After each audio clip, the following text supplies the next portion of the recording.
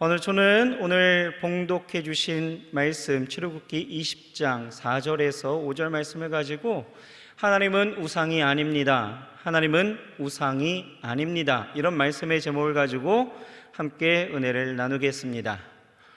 오늘 우리가 함께 읽은 이 말씀은요, 10계명 중에 2계명에 해당하는 말씀인데요, 2계명은 우상에 관한 금지 조항이 우리에게 말씀되어지고 있죠.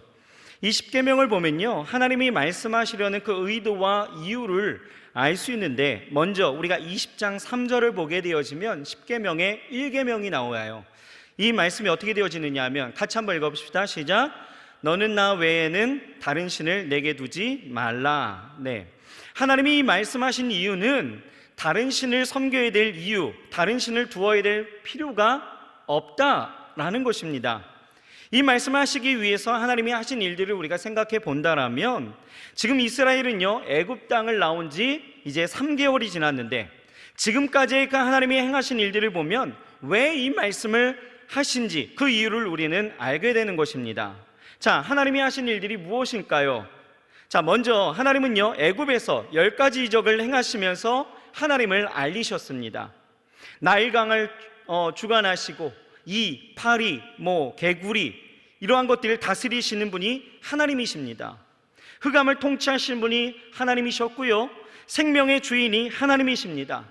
홍해 앞에서도 강물과 육지와 바다를 다스리시는 분, 그것을 주관하시는 분이 하나님이십니다. 광야의 모든 것, 광야에 아무것도 없는 그러한 막막하고 건조한 땅에서도 인간이 마시는 그 식수를 제공하시는 분이 하나님이셨고요, 또 먹거리를 공급하시는 분이 하나님이십니다.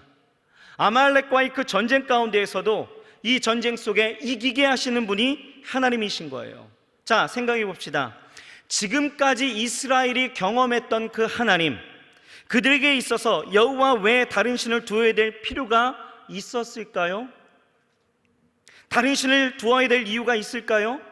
인생의 모든 문제를 해결해 주시고 입히시고 먹이시고 채우시고 보호하시고 인도하시고 이기게 하시는 그 하나님이 나의 하나님이라면 더 이상 필요한 것은 없다라는 거예요. 그러니 나 외에는 필요한 것이 없다라고 말씀하시는 것이고, 또 그러니 이 계명의 말씀처럼, 오늘 말씀처럼 우상을 만들 이유도 없다라는 것이에요. 그래서 하나님은 이스라엘 백성들과 언약을 체결하시게 되어지는데요, 출애굽기 19장을 보게 되어지면 하나님이 모세를 부르시고 이스라엘에게 말하라 라고 하시는 거예요. 그 내용을 보게 되어지면 4절에서 6절에 이렇게 말씀하십니다. 같이 한번 읽어봅시다. 시작. 내가 애굽 사람에게 어떻게 행하였음과 내가 어떻게 독수리 날개로 너희를 업어 내게로 인도하였음을 너희가 보았느니라. 세계가 다 내게 속하였나니 너희가 내 말을 잘 듣고 내 언약을 지키면 너희는 모든 민족 중에서 내 소유가 되겠고, 너희가 내게 대하여 제사장 나라가 되며 거룩한 백성이 되리라. 너는 이 말을 이스라엘 자손에게 전할지니라. 뭐라고 말씀하고 있어요? 언약을 지키면 내 민족 중에서 내 소유가 되어질 것이고 제사장 나라가 될 것이고 거룩한 백성이 될 거야 라고 말하시는 거예요. 이 말씀을 선포하게 되어지자 이 말씀을 듣고 있었던 이스라엘 온 백성들이 일제히 이렇게 고백합니다. 여호와께서 명하신 대로 우리가 다 행하리이다. 이렇게 그들이 고백하고 선포하게 되어지면서 이제 하나님과의 그 언약이 체결되어진 거예요. 그리고 나서 하나님은요, 3일 후에 이제 가나안을 향한 그 여정 속에 이 언약 백성 가운데 있었던 이 이스라엘 백성들을 향하여서 이제 언약을 체결한 것에 대한 어떤 증서를 그들에게 말씀하시고자 시내산에서 모세와 아론을 만나서 그들을 향한 10가지의 계명을 주시는데, 그것이 바로 10계명이에요. 이 10계명은요, 앞으로 이스라엘이 하나님과의 그 언약 백성으로 그 언약의 관계가 깨지지 아니하도록 주지시키시는 하나님의 명령으로, 이 명령을 토대로 약속의 땅, 그 가나안을 향한 여정에 있어서 반드시 필요한 삶의 모든 기준이 되는 것입니다. 생각해 봅시다. 지금 이스라엘은요, 광야에 있어요. 광야에 있지만 그곳에서도 저들의 필요를 하나님은 채우시고요, 역사하시는 하나님을 경험하게 될 거예요. 그렇게 훈련되어져서 이제 하나님이 약속하신 그 가나안 땅을 들어가게 되어질 것입니다. 그런데 문제는요, 이 가나안 땅이라는 것은 그렇게 호락호락한 땅은 아니다라는 것이죠. 가나안은 하나님이 이스라엘에게 주시기로 한 이 축복의 땅이긴 했지만 온갖 죄로 만연하였고 힘의 지배 논리가 그들 땅에 팽배하였고 또 저들의 생각과 삶의 가치를 무너뜨릴 만한 이 우상이요 가득한 땅이었다라는 것입니다. 그러하기에 이스라엘이 맞닥뜨리게 될 이 가나안의 삶이라는 것은 지금까지 경험한 하나님과 이 우상과의 충돌이 일어나게 되어지고 또 깨어있지 않은 한 넘어지고 깨지고 하나님과 멀어질 수밖에 없는 그 상황과 요건이 굉장히 충분했다라는 것입니다. 이에 하나님은 40년간 이 40년이라는 그 세월을 통해서 저들을 광야 훈련, 즉 아무것도 없는 그곳에서 이 광야에서 철저히 하나님만 의지하고 또 바라보게 한 이 훈련을 갖게 했는데, 그런데 문제는요, 저들이 이제 40년의 그 세월을 마치고 가나안 땅에 들어가게 되어졌을 때에 이 가나안에서요 하나님이 그토록 우려했던 일들이 일어나게 되어지는 거죠. 우리가 사사기를 보게 되어지면요, 이 이스라엘 백성들은요 하나님을 철저하게 버리게 되어집니다. 그러면서 저들이 왕을 요구하게 되어지죠. 하나님의 다스림이 아닌 사람의 다스림이 필요하다라는 거예요. 하나님의 다스림을 거부합니다. 삶 속에 철저히 우상을 따르는 모습들을 갖게 되어지는 것이죠. 그러고 나서 왕을 만들어 주었죠. 이스라엘의 왕권 시대가 왔습니다. 그러나 그들은 여전히 하나님을 따르기보다는 우상을 따르기에 급급하여 결국은 나라가 아수르와 바벨론에 의해서 처참히 무너지고 깨지게 되어졌다는 거예요. 망하게 되어지죠. 이와 같이 여러분, 우상이라는 것이 얼마나 무서운지를 우리는 잘 알아야 된다는 것입니다. 여러분, 이런 모습을 보면 우리가 깨닫는 것이 있어요. 오늘날 이 우상이라는 면이 어떠한 우리가 카톨릭의 마리아상이라든지 뭐 불교의 불상같이 우상이 어떤 보이는 형상으로 우리가 생각하는 경향들이 있어서 뭐 이것은 하나님을 믿는 우리에게 있어서는 별로 뭐 상관이 없다 이렇게 여겨진다라는 것이죠. 지금의 시대가 옛적 구약 시대처럼 뭐 바알이나 아세라 신상이 세워져 있어서 그것을 섬기라 이야기하는 것도 아니고 또 몰렉의 제단이 있어서 뭐 자기의 자녀를 불로 태워 드리라 뭐 이런 것이 아니기 때문에 또 어떤 목상이나 석상이 있어서 그것을 경배하라는 것이 아니기 때문에 하나님을 따르는 뭐 신앙생활 한다는 우리에게 있어서는 이 우상 이러한 것들이 굉장히 쉽게 지나치고 간과할 수 있다라는 것입니다. 하지만 옛적이나 지금이나 이 우상이라는 것은요 형상적인 면에 앞서서 형상을 만드는 그 이유, 즉 정신적인 면, 인간의 본성의 그 악한 면과 시대의 가치와 또 세계관 이런 것들에 비롯되어진다라는 것을 우리는 알아야 된다라는 거예요.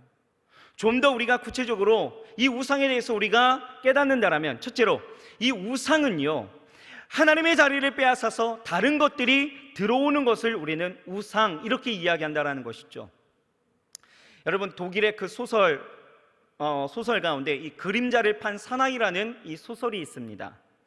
이 소설의 내용은요, 이 소설의 제목처럼 이 그림자를 금화를 받고 판 남자의 이야기예요. 소설의 주인공은요 페데 슐레밀이란 이 가난한 사람이었습니다. 어느 날 이 페데 슐레밀, 이 슐레밀에게 있어서 이 회색 옷을 입은 남자를 만나게 되어집니다. 이 남자는요 슐레밀에게 이렇게 이야기해요. 당신의 그림자가 너무 아름답습니다. 그러니 혹시 저에게 당신의 이 그림자를 넘겨주실 수 있을까요? 그림자를 내게 판다라면 그 대가로 언제든 그 말을 꺼내 쓸 수 있는 이 행운의 자루를 당신에게 드리겠습니다. 이렇게 이야기하는 거예요. 이 회색 옷을 입은 이 남자는요 그러면서 직접 진짜 이 자루 안에서 그 말을 끊임없이 꺼내는 모습을 이 슐레밀에게 보여주는 것이죠. 이 장면을 보고 있었던 슐레밀 어떻게 했을까요? 팔았을까요? 안 팔았을까요? 네?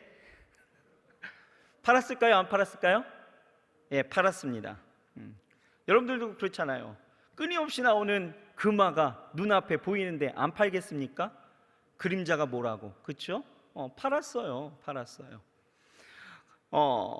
그러면서 이 슐레밀이요 그의 손을 잡으면서 이야기하죠. 이거 내가 팔겠, 내가 이것을 당신에게 드리겠습니다.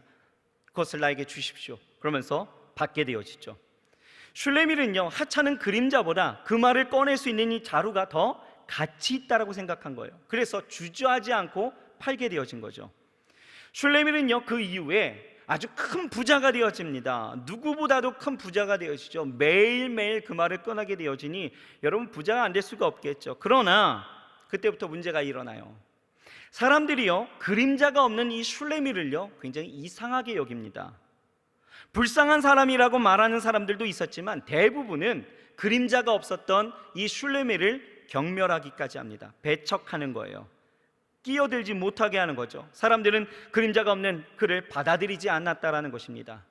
심지어는요, 이 슐레밀에게 있어서 그동안 사랑하고 있었던 그 여인이 있었는데, 그 여인에게마저도, 결혼을 약속받았던 그 여인에게마저도 파혼을 당하게 되어집니다. 모든 인생이 실패한 것 같아요. 그제서야 슐레밀은 이 그림자를 팔아버린 것이 자신의 실수였다라는 것을 깨닫게 되어집니다. 이 그림자의 가치는 슐레밀이 생각했던 것보다 아주 컸다라는 것이에요.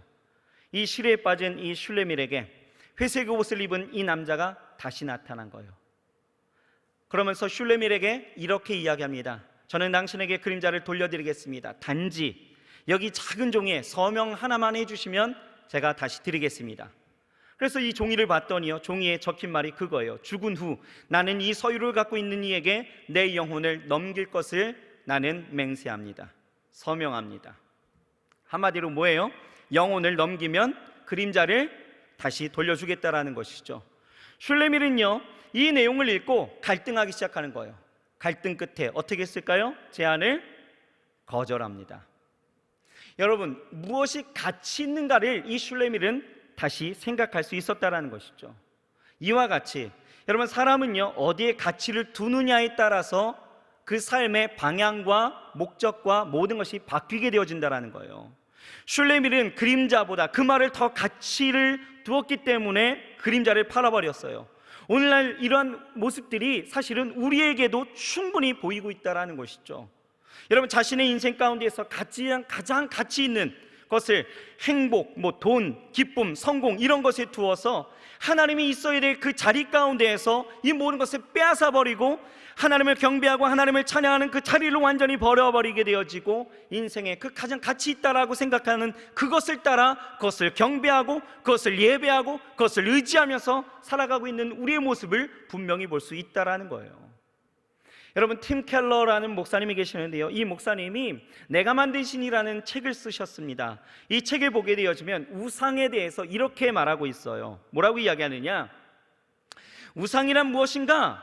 무엇이든 당신에게 하나님보다 더 중요한 것이다. 무엇이든 하나님보다 더 크게 당신 마음과 생각을 차지하는 것이다. 하나님만이 주실 수 있는 것을 다른 데에서 얻으려 한다면 그것이 바로 우상이다. 무엇이든 그것이 당신의 삶의 중심이자 필수여서 그것 없이는 살아갈 가치를 별로 느끼지 못한다면 그게 바로 가짜신이다, 우상이다라는 거죠. 가정과 자녀, 직업과 돈벌이, 성취와 평론가의 호평, 체면과 사회적 지위가 다 우상이 될 수 있다. 로맨틱한 이런 이성 강도의 업계의 인정, 안전하고 평안한 환경, 외모나 두뇌, 정치나 대의 명분, 도덕과 가치관, 심지어 기독교 사역에서 성공하는 것도 다 우상이 될 수 있다. 당신이 무엇이든지 당신이 그것을 보면 마음 깊은 곳에서 이렇게 말한다면 그것이 우상이라는 거예요. 어떻게 말하면 저것만 있으면 내 삶에 의미가 있게 되어질 거야. 나도 가치 있는 사람이 될 수 있을 것 같아. 내가 중요해지고 안정감이 들게 되어질 거야. 이런 질문들이, 이러한 마음의 깊은 곳에서 이런 물음들이 발견되어진다면 이러한 것들이 다 우상이다라는 것이죠. 여러분, 또 빌레이 그레엄 목사님의 그 외손주인 툴리안 차비진 목사님이라고 계시는데요, 이 차비진 목사님이요, 우상에 대해서 그분은 또 이렇게 이야기합니다. 뭐라고 이야기하냐면요, 우상 숭배란 간단히 말해서 하나님이 아닌 다른 것 위에 우리의 정체성을 지으려는 시도다. 하나님의 자리에 대신 앉는 것은 무엇이든 우상이다. 자신이 어떤 우상을 섬기는지 간단하게 확인할 수 있는 방법이 있다. 이것 없이는 도저히 살 수 없다라고 생각하는 것이 있는가? 다시 말해, 당신은 무엇을 위해서 사는가? 어떤 것에서 삶의 의미를 찾는가? 대부분의 우상은 자체로는 좋은 것이요, 하나님의 선물이다. 예를 들면 배우자나 자녀, 꿈과 희망, 일과 성공, 외모나 평판은 전혀 나쁜 것이 아니다. 문제는 이런 것을 삶의 궁극적인 대상으로 삼을 때 발생한다, 이렇게 이야기해요. 그러면서 자신의 고백을 하는 거예요. 뭐라고 고백하냐면, 나는 사람의 칭찬과 인정에 철저히 의존해 살아왔습니다. 하나님이 마침 내 모든 것을 허무신 뒤에야 내가 얼마나 그것에 집착해 왔는지를 똑똑히 알게 되었습니다. 인간의 칭찬과 인정 자체는 원래 나쁜 것이 아닙니다. 나쁘기는커녕 하나님의 선물일 것입니다. 하지만 내가 사람의 칭찬과 인정을 자존감의 주된 근원으로 삼고 그것이 없이는 살 수 없는 지경에 이르는 순간 그것이 내 우상이 되었습니다 라고 고백하는 거예요. 여러분 보세요. 이 팀 켈러 목사님이나 차비진 목사님이 우상에 대해서 말씀하시는 것들을 우리가 듣게 되어지면 여러분 어떤 생각이 드십니까? 여러분들이 생각하는 이 우상의 개념과 조금 차이가 있다고 생각 들지 않습니까? 그렇죠? 우리가 흔히 생각하는 우상이라고 이야기한다면 돈이 우상이다 이렇게는 생각할 수 있었을 것 같아요. 하지만 여러분 체면이 우상이다 라고 생각해 본 적 있으십니까? 로맨틱한 이성이 우상이다 이렇게 생각해 본 적 있으세요? 내 삶의 안전을 꾀하고 평안한 환경을 주장하는 것이 우상이다 이런 거 생각해 본 적 있으십니까?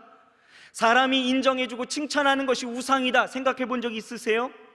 봉사하는 것과 사역하는 것에 대해서 이것이 성공하는 것, 이것이 내 삶의 아주 중요한 의미야 라고 생각하면서 그것을 우상이라고 생각해 본 적 있으십니까? 아마 없으실 것 같아요. 그렇지 않습니까? 무슨 얘기냐?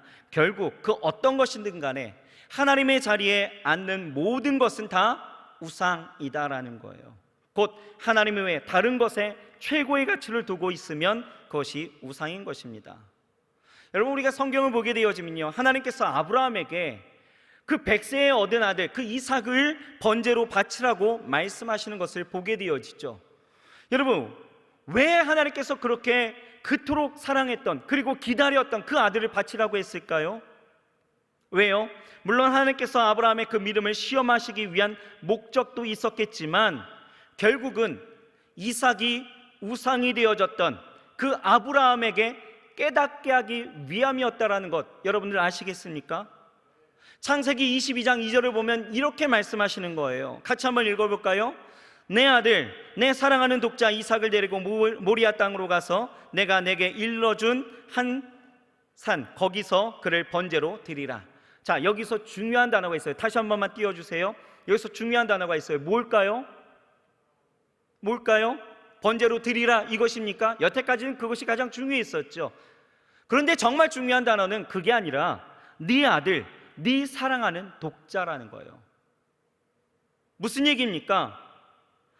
하나님께서 아브라함에게 그냥 이삭을 번제로 드려라 라고 하지 아니하시고요, 네 아들, 네 사랑하는 아들, 독자 이삭을 드리라 이렇게 말씀하시는 거죠. 무슨 얘기입니까? 아브라함이 이삭을 하나님보다도 더 사랑하고 있음을 보여주고 있다는 거예요.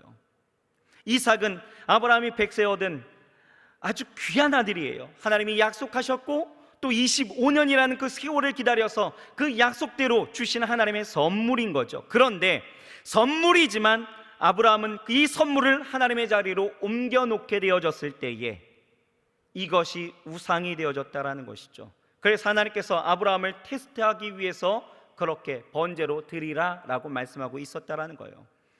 여러분 여기서 우리는 우상을 알 수 있겠죠. 우상 뭡니까? 하나님이 아닌 것을 하나님으로 만드는 것이 우상이에요. 우상은요, 하나님이 아닌 것을 하나님이 되게 하는 것이 우상인 것입니다.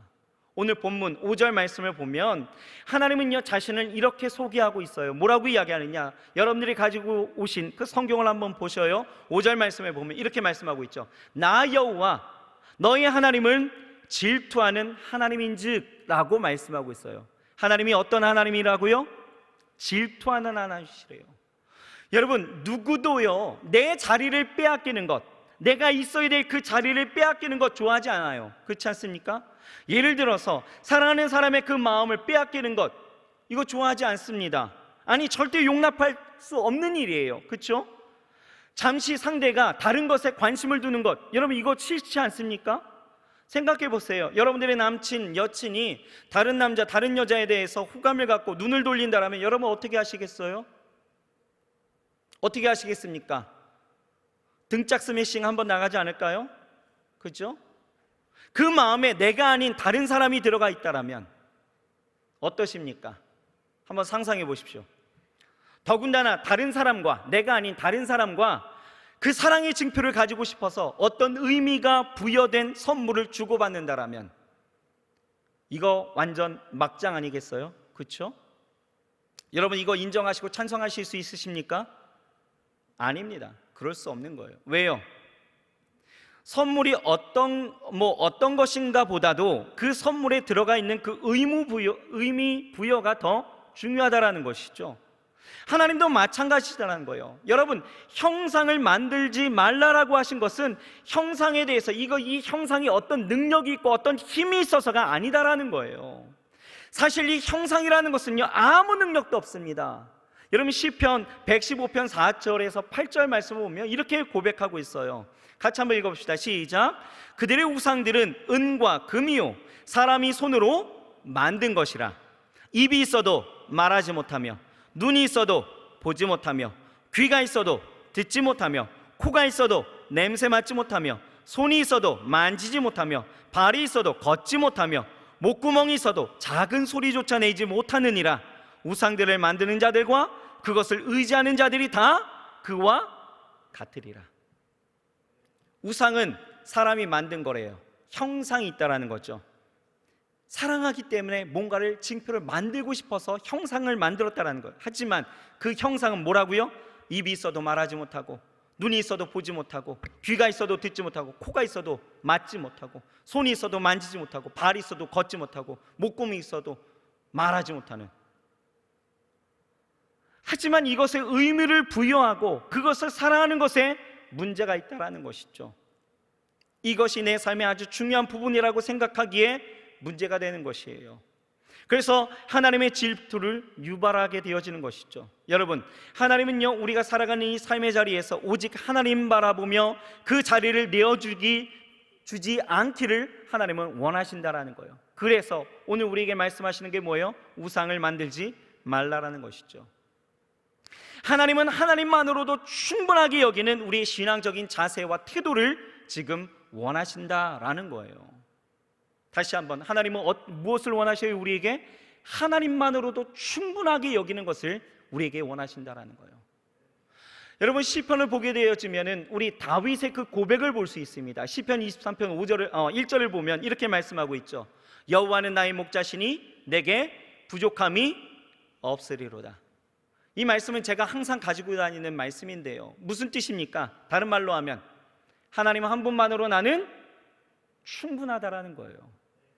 여러분, 우상을 만들지 말라라는 것은 하나님으로 충분하다라는 것을 고백하게 하신다라는 것입니다. 여러분, 우리가 살아가는 이 세상이 광야가 되었든 가나안이 되었든 그 어느 곳에서든지 세상이 말하는 그 삶을 살아가는 방향과 방법, 그리고 가치관과 세계관이 하나님 한 분만으로 커버하기 힘들다, 여러분 그렇게 생각하십니까? 그래서 여러분 우상을 섬기면서 우상을 만들고 나아가십니까? 아니에요. 여러분, 오직 하나님만을 바라보고 가는 자는요, 출애굽기 19장에 그 언약을 체결할 때에 말씀하신 것처럼 하나님은요, 우리를 채우시고 인도하시고 입히시고 먹이시고 승리케 하실 줄 믿습니다. 그 하나님을 우리는 따라가야 된다는 거예요. 하나님만 바라며 나아갈 수 있기를 주의 이름으로 축복합니다. 둘째로요, 우상은요, 하나님과 동등되게 여기는 것, 이것이 우상이다라는 거죠.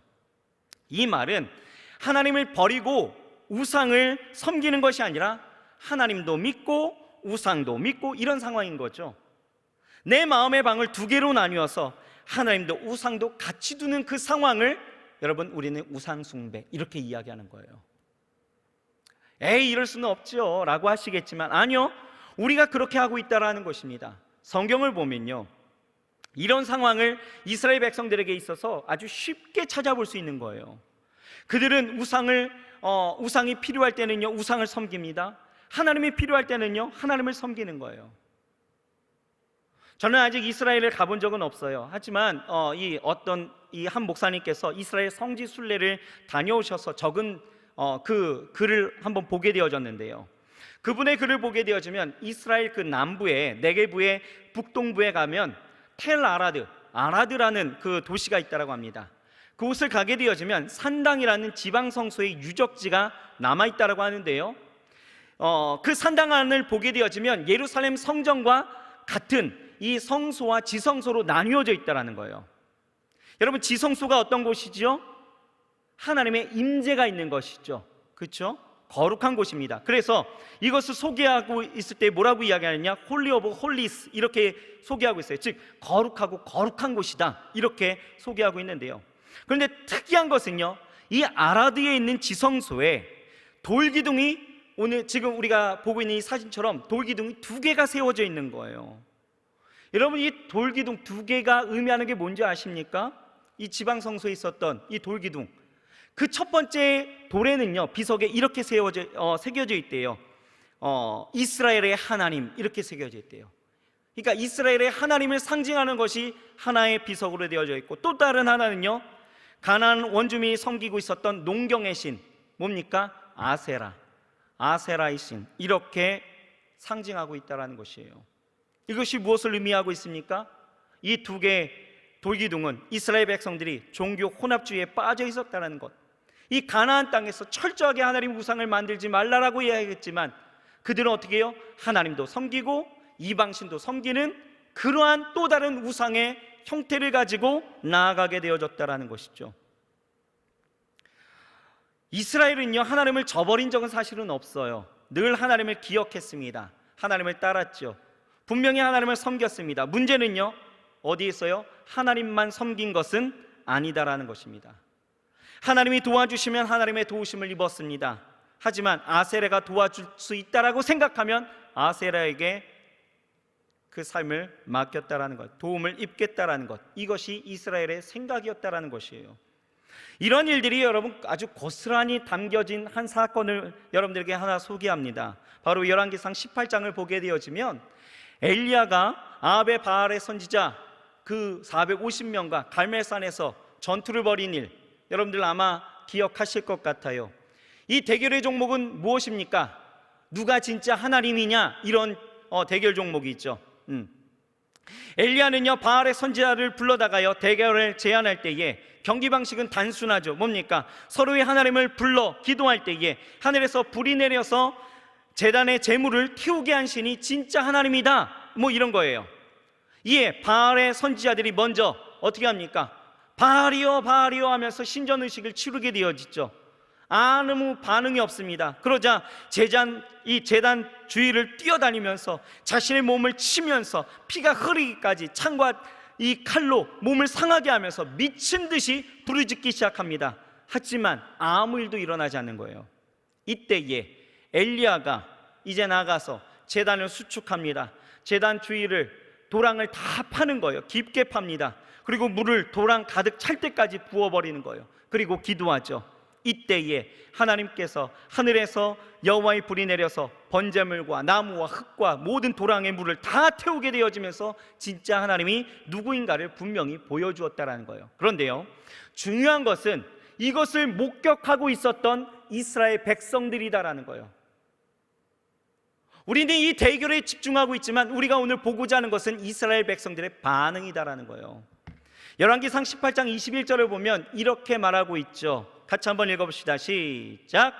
엘리야가 모든 백성에게 가까이 나아가 이르되 너희가 어느 때까지 둘 사이에서 머뭇하려느냐?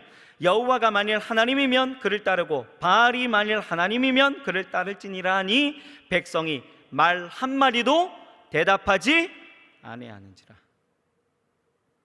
결정을 못하고 있는 거예요. 머뭇거리고 있는 거죠. 이스라엘 백성들 뭐합니까? 지금 하나님도 섬기고 있었다라는 거예요.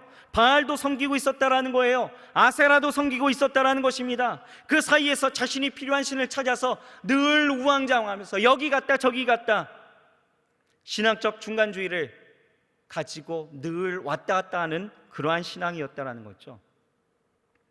여러분, 어느 할머니가요, 삶에 아주 위중한 일이 생겨서 어찌할 바를 모르고 있을 때에 아무도 도와줄 사람이 없는 거예요. 아주 당황된 이런 상태에 있죠. 이때 평소에 자기를 찾아왔던 목사님이 어려운 일이 생기면은 예수님의 이름으로 기도하세요 라는 이 말이 생각나는 거예요. 생각납니다. 그런데 또 신부님이 찾아오셔서 이 성호경을 하면서 성부와 성자와 성령의 이름으로 아멘 했던 것도 그냥 어렴풋이 생각이 나는 거예요. 또 스님이 시주하러 왔다가 나무아미타불 이거 하는 것도 생각이 나왔고, 지금 누구도 나를 도와줄 수 없는 상황이기에 내가 어떤 신이라도 좀 찾아야 되겠다라고 해서 기도합니다. 뭐라고 기도했을까요? 위에 계신 양반, 누가 있는지를 내가 잘 모르겠지만 나 좀 도와주쇼. 그러면서 예수님의 이름으로 기도합니다. 성호경을 하면서 나무아미타불 이렇게 했다라는 거예요.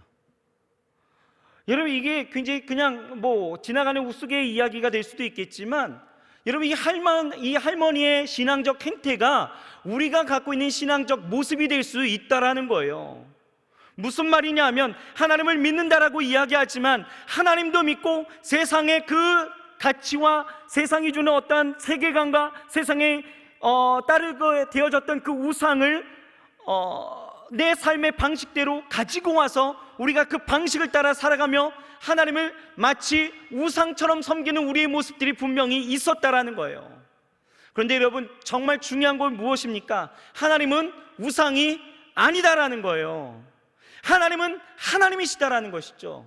하나님은 절대 완전하십니다. 온 우주에 충만하시다라는 거예요. 세상을 다스리시고 세상을 만드신 분이에요. 모든 것에 가능하시고 모든 일에 역사하시는 하나님이십니다. 인정하시나요? 여러분, 이거 할 때 좀 아멘이 나와야 되는 거예요. 다시 한번 할게요. 여러분, 하나님은요 절대 완전하신 하나님이십니다. 하나님은요 온 우주에 충만하신 분이에요. 하나님은요 세상을 만드시고 다스리시고 모든 일을 역사하시는 불가능이 없으신 분이십니다. 아멘. 그러므로 우리는요 다른 어떤 것도 하나님과 견질 수 없고 하나님을 우상처럼 섬겨서도 안 된다라는 거예요. 그런데 왜 사람들이 하나님을 우상처럼 섬기게 되는 걸까요? 왜요? 정답은 딱 한 가지입니다. 오늘 본문에 그것이 나와 있는 거예요. 오늘 본문 말씀 출애굽기 20장 4절 말씀에 보면 이렇게 시작하죠. 여러분, 성경에 볼펜이 있거나 펜이 있거나 여러분 형광펜이 있으면 거기에 하나 동글뱅이 했으면 좋겠어요. 4절에 보면 너를 위하여 새긴 우상을 만들지 말고 라고 나와 있죠. 여기에 보면 중요한 단어가 뭐예요? 너를 위하여예요. 너를 위하여. 여러분, 우상을 만드는 이유가 어디에 있어요? 너를 위하여, 나를 위하여. 너를 위하여라는 말 속에 인간들이 우상을 만들고 섬기는 이유가 고스란히 담겨져 있죠. 곧 우상을 섬기고 또 우상을 만들고 섬기는 그 이유가 자기 자신을 위해서라는 거예요. 자기 중심적 사상이죠. 그래서 우상 앞에서 제사를 드리고 제물을 바치는 것은 신의 마음을 달래서 자신이 원하는 것을 이루고자 하는 목적을 가지고 있다는 거예요. 또한 내가 신에게 이만큼 했으니까 당신도 내게 내가 원하는 것을 이루어 주어야 된다는 논리인 것이죠. 그러니 자신이 원하는 것을 이루고자 목적을 가지고 하나님을 섬기는 우상을 섬기는 이런 사람들의 특징이 나타난다는 거예요. 무엇입니까? 거래한다라는 것이죠. 하나님과 거래하는 거예요. 하나님을 우상처럼 섬기는 사람들이 그렇게 하는 것이죠. 어떻게 합니까? 예배하는 것도, 봉사와 사역을 하는 것도, 헌금을 내는 것도, 헌신을 하는 것도 결국은 나를 창조하시는 하나님의 그 존재에 대한 어떤 경외와 경배의 목적이 아니라 물질적 계산 원리죠. 하나님과 거래를 하고 내가 원하는 소기의 목적을 이루고 싶은 욕망이 그 안에서 자리 잡아서 하나님과 거래한다는 거예요. 그러니 여러분, 이스라엘 백성들처럼 하나님과 우상 앞에서 지금 우리는 어떻게 살아가고 있는 거예요? 머뭇머뭇하면서 살아가고 있는 거죠. 하나님을 우상처럼 섬기며 우리는 살아가고 있다는 거예요. 내 필요에 의해서, 내 필요가 있으면 하나님을 찾는 것이고 내 필요에 다른 것이 있어야 된다라면 그것 쫓아가는 것, 이러한 신앙적인 우리의 삶의 자세와 태도가 우리 안에 많이 배겨져 있는 모습들을 보게 되어지는 것입니다. 어느 것 하나 딱 정하지 아니하고 어떤 자존심을 갖지 못하고 왔다 갔다 하는 이러한 모습들이 우리 안에 있다라는 것이죠. 여러분, 분명한 것은 오늘 설교의 말씀 이 제목처럼 뭐예요? 하나님은 우상이 아니다라는 것. 여러분, 우리는 이것에 대해서 아멘으로 화답하면서 나아가야 될 줄 믿습니다. 하나님께서는요, 우리에게 있어서 거래의 대상이 아니시기 때문에 우리가 거래를 요구할 때에 거래에 응하실 아무런 이유가 없는 거예요. 거래에 응하든 응하지 아니하시든 그것은 하나님 마음대로 하시는 것이죠.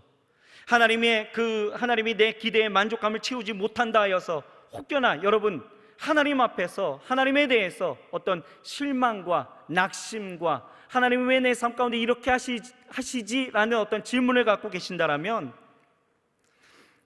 여러분 오늘 이 시간 내가 하나님을 어떻게 섬기고 있는지를 좀 분별할 수 있어야 된다라는 거예요.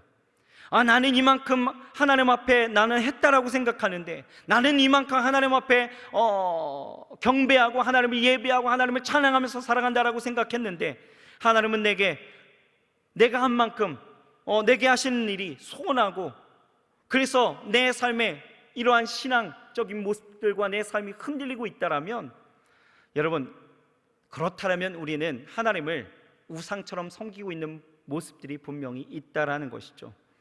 여러분, 다시 한번 이야기하자면 우리가 믿는 하나님은 우상이 아니십니다. 우상을 섬기듯 하나님을 섬겨서는 안 된다라는 거예요. 하나님을 나의 목적을 이루기 위한 어떤 도깨비 방망이처럼 생각해서는 안 된다라는 것입니다. 또한 하나님을 거래의 대상으로 생각해서는 안 된다라는 거예요. 하나님은 우리의 거래의 대상이 아니십니다. 하나님은요, 어떤 분이셔요? 나를 만드신 분으로 절대적 나의 경배의 대상입니다. 우리가 순종해야 될 대상이다라는 거예요.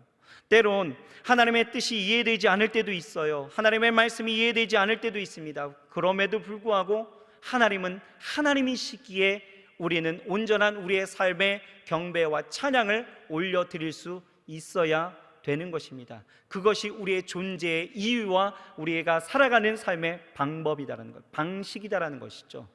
다만 하나님이 그러한 우리의 삶 가운데 채우시고 입히시는 것, 그것을 우리는 무엇이라 이야기해요? 그것이 바로 은혜다라는 거예요. 내가 그 하나님의 은혜에 대해서 감사하고 하나님 앞에 찬송할 수 있는 사람은 하나님을 하나님답게 섬길 수 있는 사람이에요. 하지만 내 삶의 그 어떤 일도 은혜다라고 생각하지 않는 것은 왜 그렇습니까? 하나님을 우상처럼 섬기기 때문에 그렇다라는 거예요. 여러분, 오늘 저와 여러분들이 하나님을 우상 섬기듯이 섬기고 있었다라면 오늘 다시 한번 이 모든 것들을 내려놔야 될 줄 믿습니다. 그런 어리석은 신앙적인 형태가 아니라 이제는 하나님만이 유일한 하나님이신 줄을 알고 온전히 그 말씀 앞에, 그리고 그분 앞에 우리가 우리의 삶을 온전히 드리고 우리의 모든 믿음과 우리의 모든 찬양과 경배를 하나님 앞에 올려드릴 수 있는 저와 여러분들이 되어야 할 줄 믿습니다. 아멘. 기도하겠습니다. 하나님 감사합니다. 이스라엘 백성들이 이제 광야에서 그리고 가나안 땅을 들어가기 위해서 하나님은 저들을 훈련시키시고 저들에게 있어서 정말 가장 필요한 것이 무엇인지 아셨기 때문에 하나님을 알리셨고, 또한 하나님이 원하셨던 것, 저들에게 있어서 나 외에 다른 신을 두지 말고 그 어떤 우상도 만들지 말라라고 말씀하신 것, 오늘 우리가 다시 한번 보게 되어집니다. 하나님, 나를 위하여, 내 만족을 위하여 하나님을 우상처럼 섬기고 있었다라면, 또 하나님의 자리를 다른 것으로 채워 세상이 주는 어떤 가치관과 세상의 방법과 살아가는 그 방식을 쫓아 나아갔던 우리의 잘못된 생각들, 오늘 이 시간 다 내려놓게도 하여 주시옵소서. 하나님이 하나님됨을 볼 수 있게도 하여 주옵시고, 하나님이 나의 하나님임을 온전히 고백하며 나아갈 수 있도록 도와주셔서 하나님의 은혜를 알게 하시고 하나님이 주시는 은총을 우리가 누리며 살 수 있도록 역사하여 주시옵소서. 함께 하심을 믿고 의지하며 예수님의 이름으로 감사하며 간절히 기도드렸사옵나이다. 아멘.